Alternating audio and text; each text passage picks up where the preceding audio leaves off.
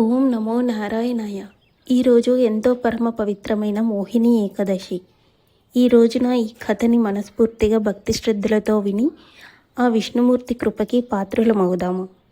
తిథులలో నేను ఏకాదశిని అని భగవద్గీతలో శ్రీకృష్ణ పరమాత్ముడు చెప్పడాన్ని బట్టి ఏకాదశి ప్రాశస్త్యం అర్థమవుతుంది. వ్రతాల్లోకెల్లా శ్రేష్టమైంది ఏకాదశి వ్రతం. లౌకిక వాంఛలు లేని మోక్షసాధక వ్రతం ఇది.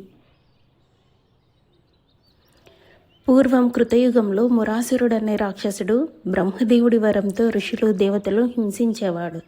ఆ రాక్షసుడితో విష్ణుమూర్తి 1000 ఏళ్ళు పోరాడి అలసిపోయాడు. అప్పుడు శ్రీహరి శరీరం నుంచి ఒక కన్యక ఆవిర్భవించి మురాసురుణ్ణి సంహరించింది. ఆ కన్యే ఏకాదశి. అసుర సంహారిణి అయిన ఆ ఏకాదశిని ఏదైనా వరం కోరుకోమన్నాడు నారాయణుడు. ఆమె 3 వరాలు కోరింది. మొదటిది, విష్ణువునకు తాను ప్రియమైన తిథిగా ఉండాలి.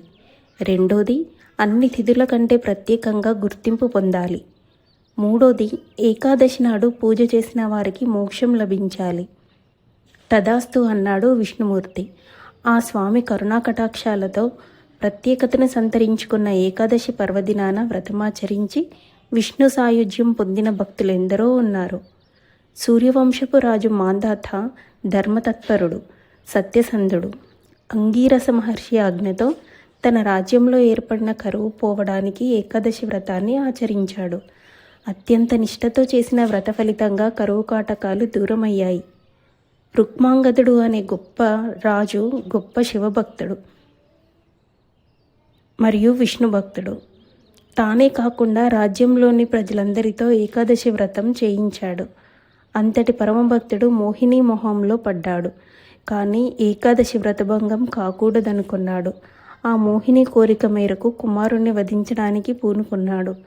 అతని వ్రతనిష్టకి అంచెలంచెల విష్ణుభక్తికి ముగ్ధుడైన శ్రీహరి మోక్షాన్ని ప్రసాదించాడు. ఏకాదశి వ్రత ప్రాధాన్యాన్ని వివరించే ఇలాంటి కథలెన్నో ఉన్నాయి. ఏకాదశి అంటే 11.